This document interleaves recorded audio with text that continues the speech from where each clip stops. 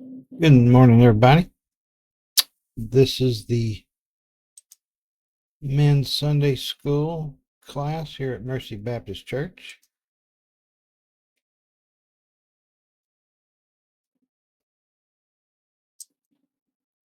And let's see, we get everything in line here. uh, this men's Sunday school class, like I said, here at Mercy Baptist Church, and we're going to be in 1 Kings chapter 12, picking up the 26th verse, hit a few verses, several verses there. Then we'll be moving to chapter 14 for a couple of verses, and then their book's skipping over to chapter 15. And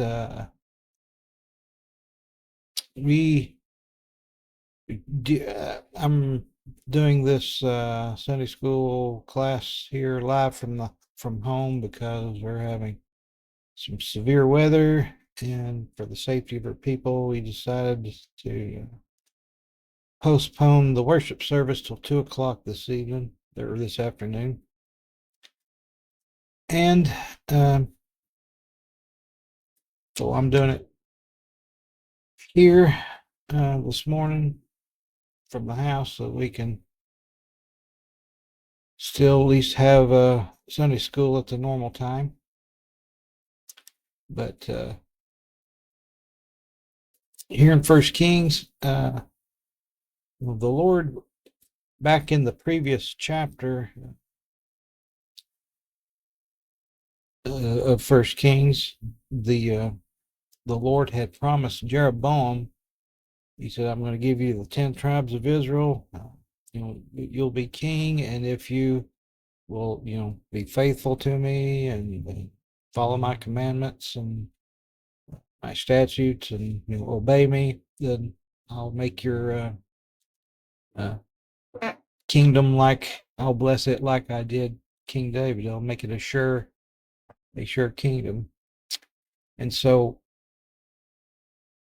Jeroboam, I mean, it's easy to, I guess, point our finger today when we doubt the Lord at times, but he should have trusted that and said, "Well, Lord's going to keep keep me as king over Israel." And yet, uh, it didn't take long for Jeroboam to start to doubt God's promises, and so he takes it into his own hands, um, trying to ensure Israel's loyalty to him, that he would not lose his grip as king over the 10 tribes of Israel. And so he begins to using human reasoning, he decides to make a substitute religion so that people of Israel could worship there in Israel without having to travel all the way uh, into Judean territory to Jerusalem, uh, where Rehoboam was king, in order to work, because that was where the temple was. So he creates a substitute religion uh, for the convenience of the people. But before we get into it, let's go to Lord in prayer. Dear Heavenly Father, I want to thank you again for your love, your mercy, your grace, Lord, for taking care of us, Lord, through all the troubles of life. And I just pray, Father, this morning, help us to learn and understand, Father, your word, and learn from the mistakes, Lord, that unbelievers have made, such as what we see here. And I pray, Father, help us learn that we can trust you, Father, and not to make same kind of mistakes. And we can recognize, Father, when Satan tries to intervene and tempt us down, similar roads. So, Father, I pray, teach us out of your word, use it for your glory and honor. For it's in Jesus' precious name we pray. Amen. All right, so we're picking up in chapter 12, 1 Kings 12, 26th verse. Uh, It says, and Jeroboam said in his heart, he said, now shall the kingdom return to the house of David. If his people go up to do sacrifice in the house of the Lord at Jerusalem, then shall the heart of this people turn again unto their Lord, even unto Rehoboam king of Judah, and they shall kill me and go again to Rehoboam king of Judah. All right, so it says Jeroboam said in his heart, this is what he's thinking. Despite the promise that God made, said, if you'll obey me, I'll ensure that your kingdom stands and such. But he says, now shall the kingdom return to the house of David. He said, I'm not going to be able to hold on to these kings. He's he's ignoring God's promise, or he thinks maybe God can't uh, follow through with what he promised. But uh, he feels like if he don't take matters into his own hands and do something, then he feels like he could lose these 10 tribes just as easily as he gained them. And this doubt causes Jeroboam to lead Israel into idolatry. It just does not go good. So here he says, now shall the kingdom return to the house of David. This is what Jeroboam's thinking in his heart. He says, if this people go up to do sacrifice in the house of the Lord at Jerusalem, so he knows, these people, Israel, they worship the Lord. And so he knows uh, that the center of worship of the Lord was, at the temple in Jerusalem. And so he says, if his people go to do sacrifice in the house of the Lord, he said they're going to make these periodic trips. Especially there were, I think, three feast days throughout the year, or not feast days. They're actually, I think, a week of feasts. And the men of Israel were required to come and stand before the Lord, make sacrifices and uh, stand there, present themselves to the Lord, worship Him, thank Him for things that He's done for them. And so He knows these people are going to go at least 3 times a year, and a lot frequently more times than that to go offer sacrifices to the Lord. So he says, if they go to do sacrifice in the house of the Lord at Jerusalem, he says, then shall the heart of this people turn again unto their Lord, even unto Rehoboam, king of Judah. Because Jerusalem was not only the location of the temple, it was also the capital of Judah. And this is where Rehoboam, lived. And so Jeroboam felt like, if they go down there, to worship, the familiarity is going to be just like old times. They'll see the temple, they'll see the king's palace, and all this familiarity, maybe even nostalgia.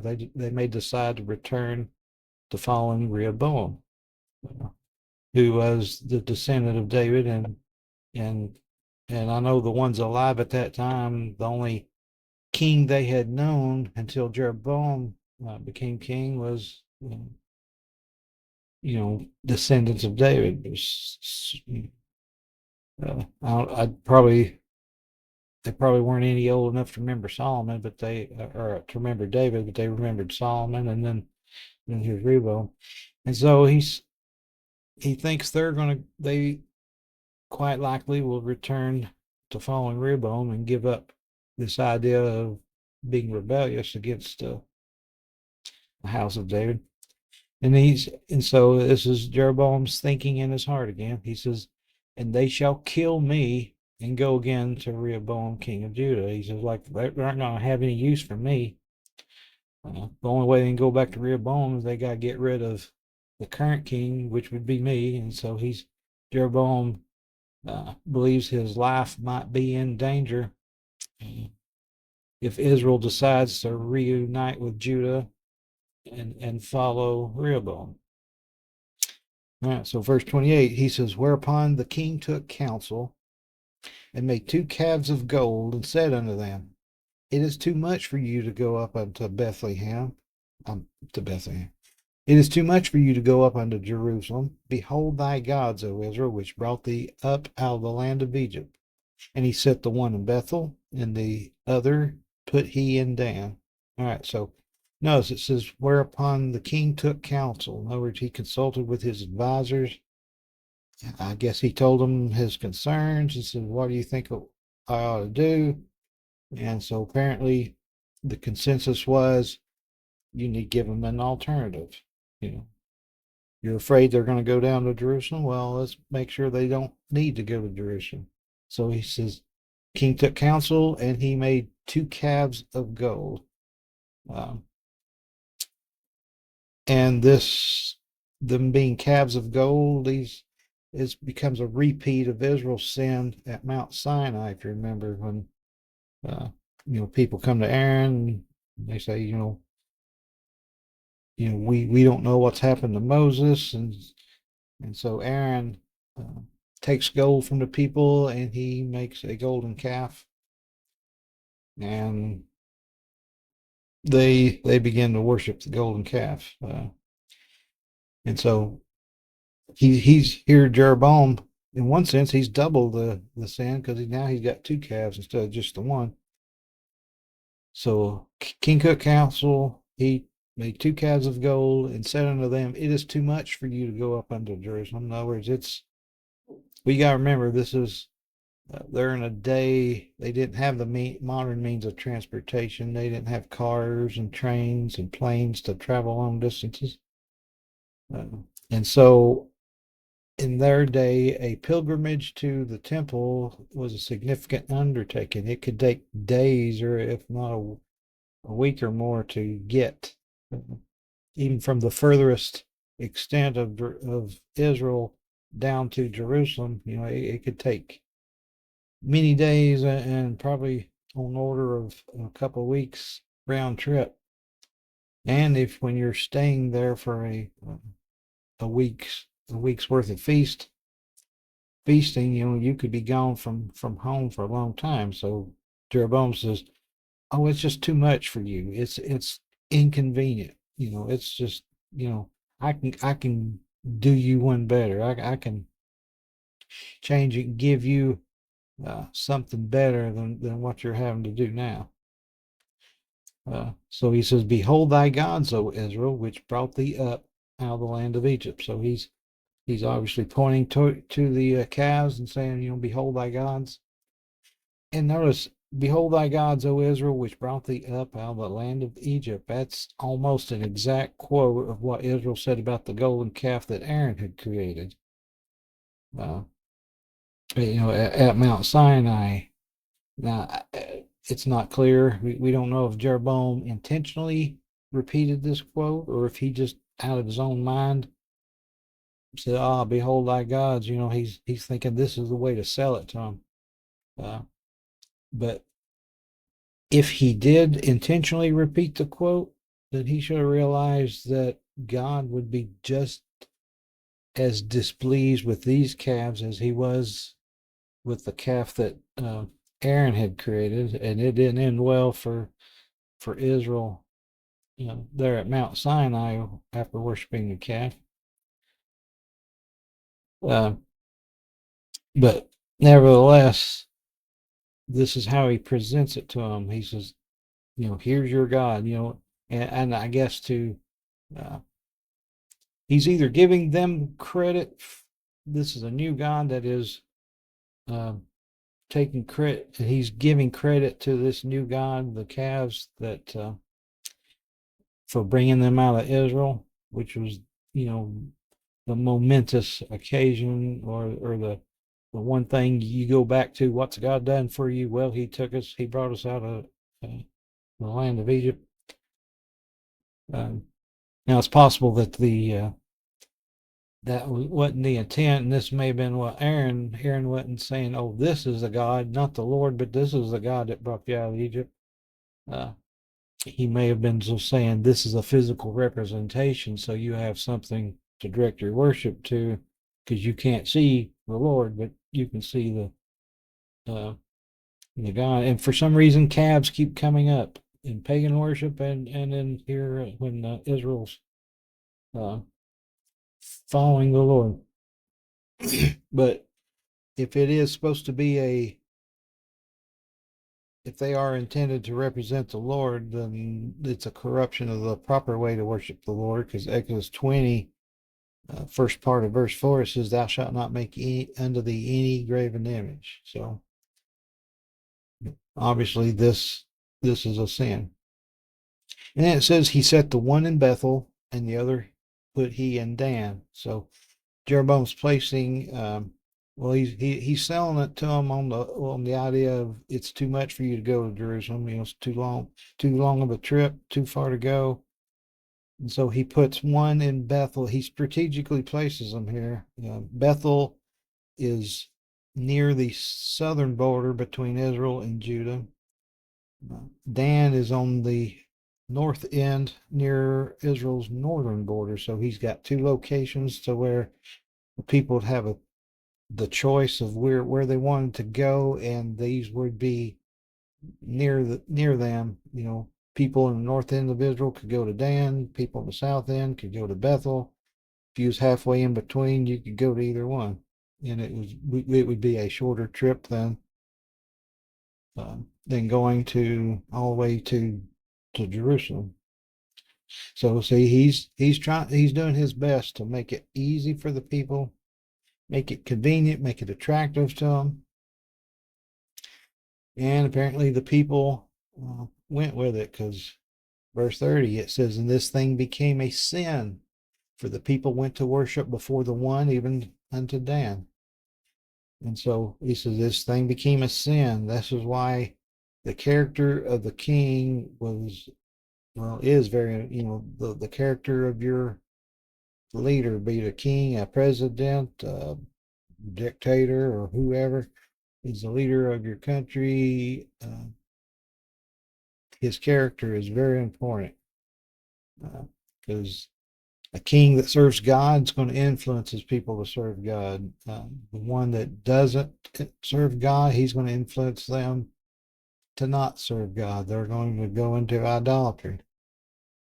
And this is why the Lord had warned Jeroboam of the consequences of disobedience, because he wanted Jeroboam to be a good king, one that would serve him.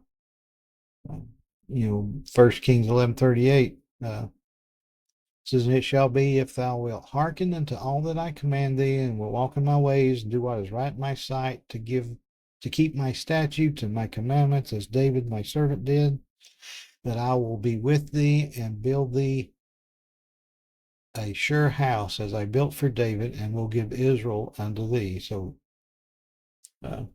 that's God's promise that, serve me, it'll go well with you. I'll make sure you stay as a king, him and his descendants. But because he didn't, he led the people in a different direction, away from the Lord. It says, and it became a sin. It is why, for the people went to worship. He says, before the one, even unto Dan. Now the Septuagint, which is the Greek version of the Old Testament, that was in use in the time of Jesus and the apostles, this line reads as, "The people went to the one at Bethel, and to the other as far as Dan." So, obviously they didn't just ignore the one in Bethel and go to Dan. They were worshiping at either one or both. And then Jeroboam didn't stop there. He really wants Israel to dedicate themselves to these calves, and not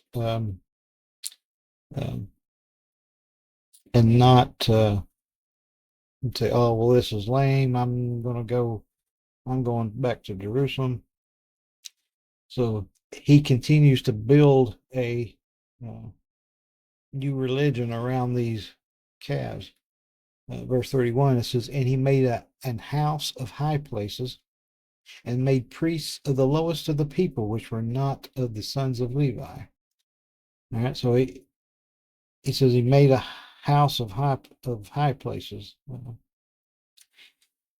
He high places, or elevated places like hilltops, mountaintops, have always been associated with idolatry. The idea being that uh, the elevations brings you closer to the God that you're worshiping. And so Jeroboam started utilizing these high places, and he makes houses of worship there at each of these places, so that you know they didn't always even have to go to the to Dan and Bethel, to the where the calves were. They could worship at these houses at high places, in the high places. So these are spread all over Israel. And it says, and he made priests of the lowest of the people, which were not of the sons of Levi. The word lowest there, the Hebrew word, means the extremities. And the idea seems to be that he says, which were not of the sons of Levi. God had chosen the tribe of Levi, and in particular the sons of Aaron, to be priests. But that's not what Jeroboam did. Uh, he chose of the extremities of the people. In other words, instead of the ones like this group here, the tribe, the sons of Levi, that where he's supposed to be doing them, he just chose them from the extremities. Those who were not, anybody else besides. Uh, so he wasn't very selective of who he ordained as a priest. Uh, in fact, it may have been that anybody who was willing to serve, he said, "All right, you're a priest." They didn't have to be of the tribe of Levi. Uh, verse 32 says, and Jeroboam ordained a feast in the 8th month, on the 15th day of the month, like unto the feast that is in Judah, and he offered upon the altar. So did he in Bethel, sacrificing unto the calves that he had made. And he placed in Bethel the priests of the high places which he had made. All right, so Jeroboam, he's still building his this religion around these calves, because he mimics or copies the Feast of Tabernacles. So he ordained a feast in the 8th month, on the 15th day of the month, and it says, like unto the feast that is in Judah. The Feast of Tabernacles is scheduled on the 15th day of the 7th month, according to Leviticus 23, verse 34. And so he's created his own feast day or week, a feast after 1 month, exactly 1 month after the Feast of Tabernacles.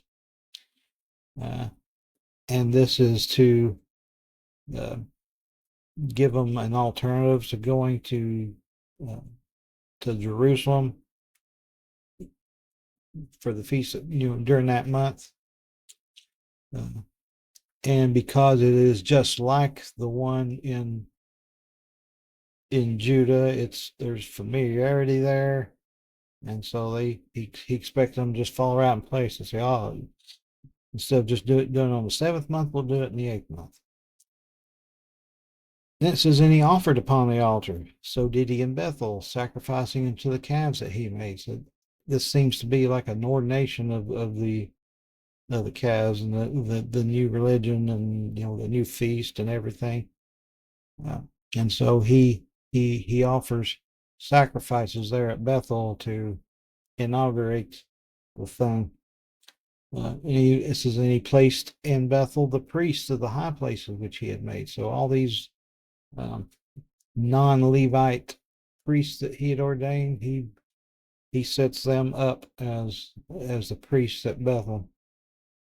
And I think, by implication, he probably also put some in Dan as well.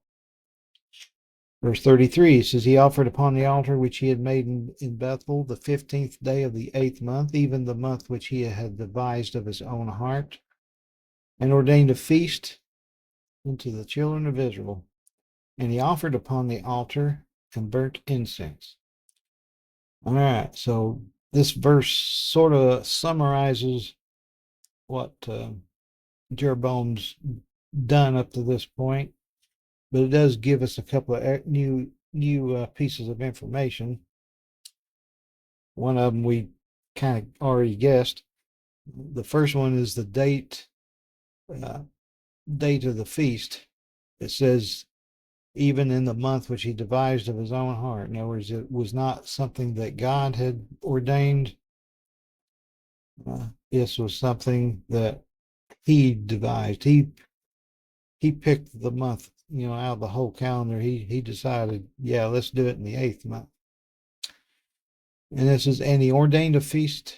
Well, let me back up here. The second new piece of information is that he burnt incense for the new calves in addition to the burnt offering. So he's mimicking all these different elements of the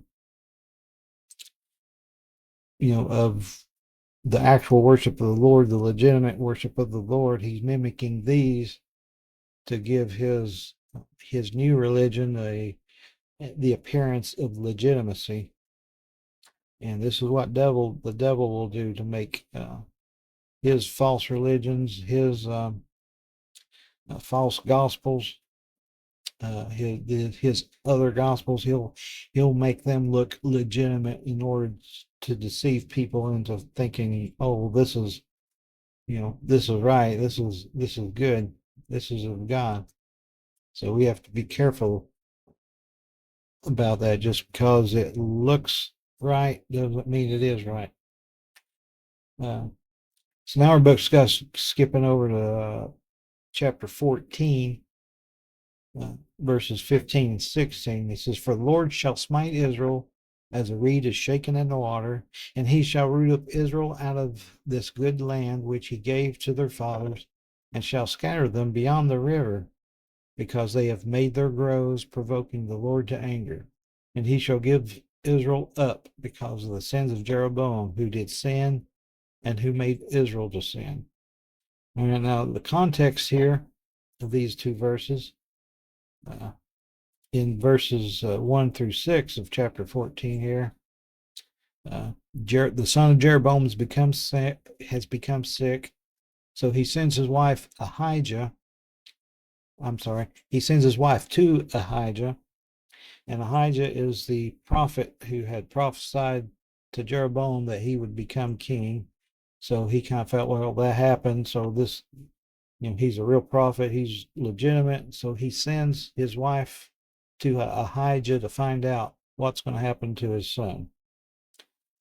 And so after Ahijah announces that her and Jeroboam's son was going to die, the prophet goes on to tell Jeroboam's wife that the next king of Israel is going to destroy the house of Jeroboam as a punishment for his sin. And then verses 15 and 16 kind of extends this judgment to Israel, because Israel followed Jeroboam into sin. Israel could have rejected his new religion. They could have rejected the idolatry, but instead they followed him into this idolatry.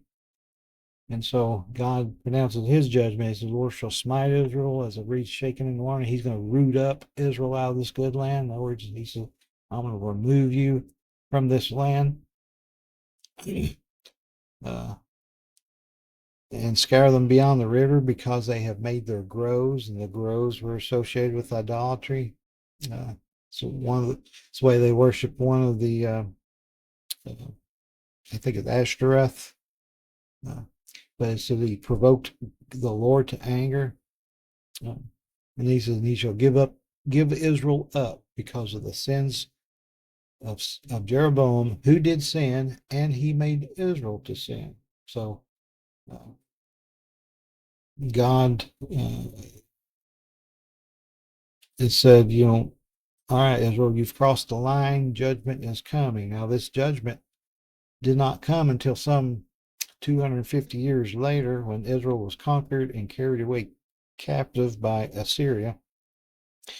In 2 Kings 17, verses 1 through 23. But Jeroboam's sins, where he had sinned and then he caused Israel to sin, had apparently started the clock of God's inevitable judgment.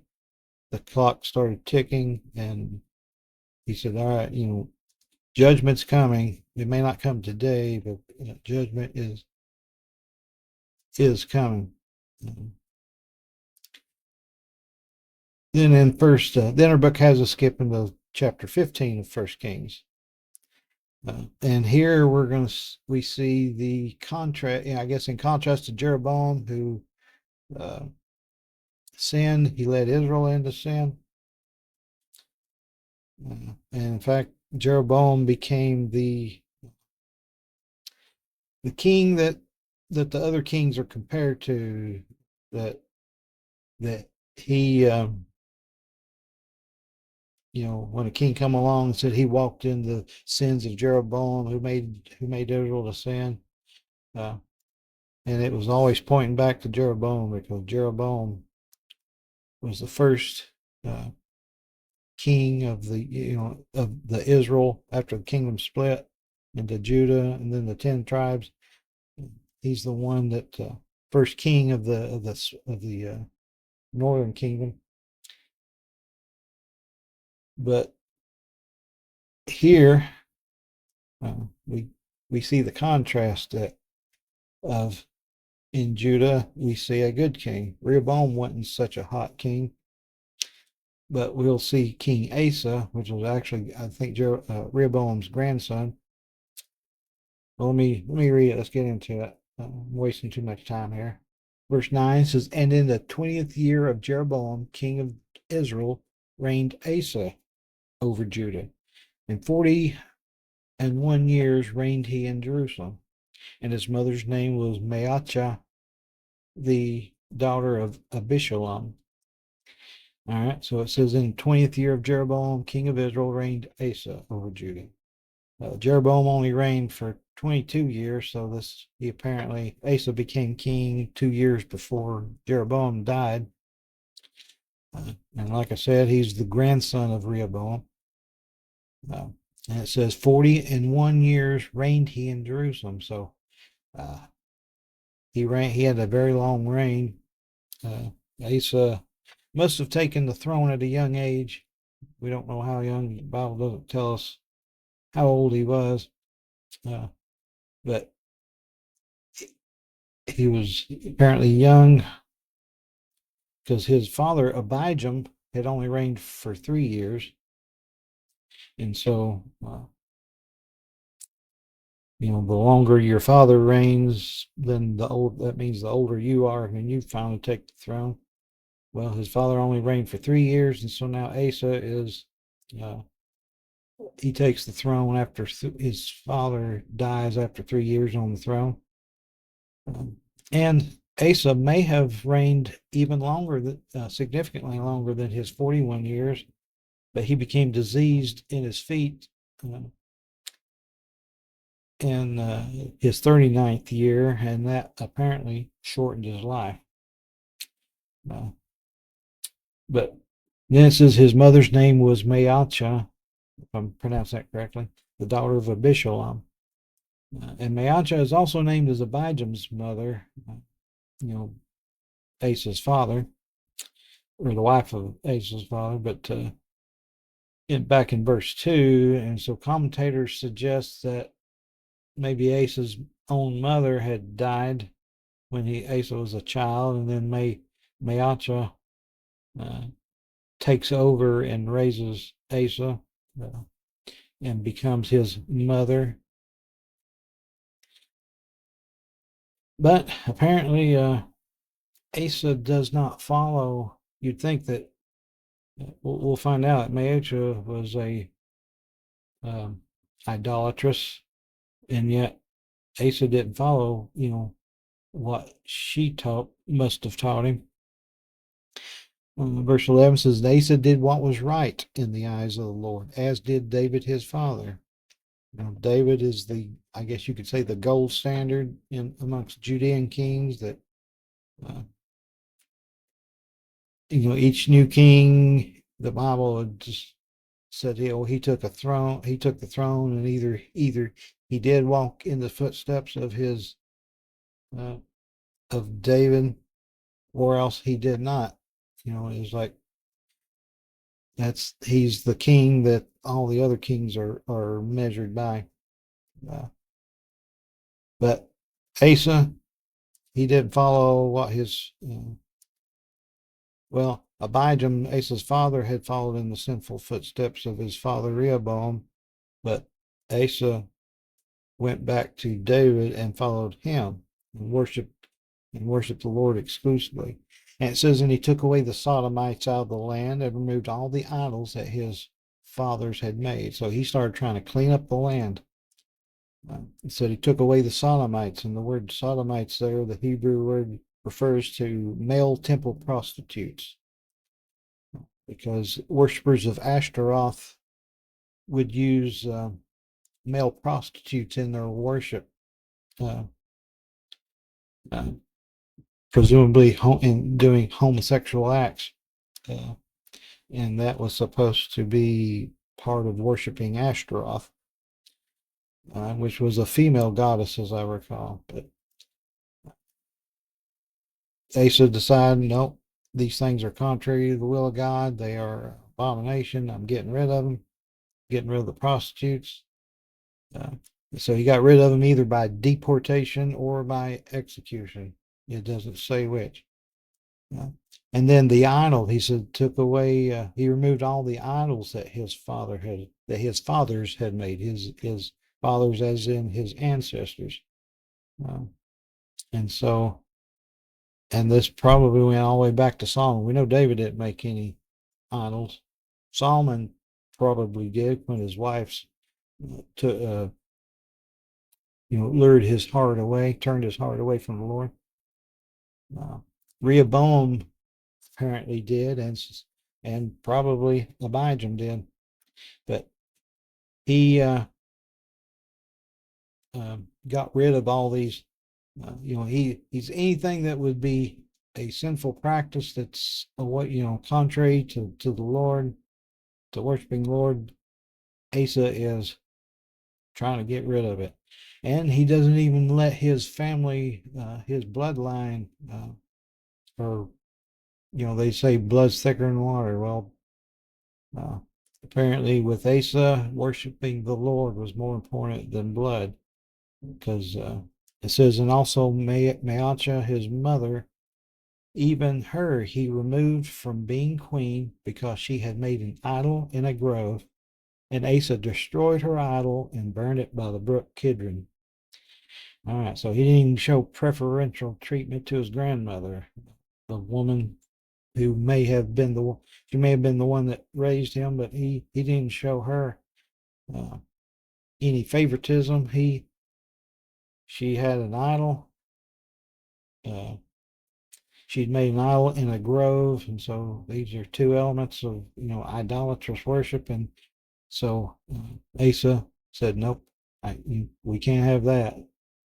And still be faithful to the Lord." So he destroyed her idol and he burned it by the brook Kidron. So he worked on cleaning up the land and purifying it, getting rid of anything that would promote idolatry, because he wanted to worship the Lord.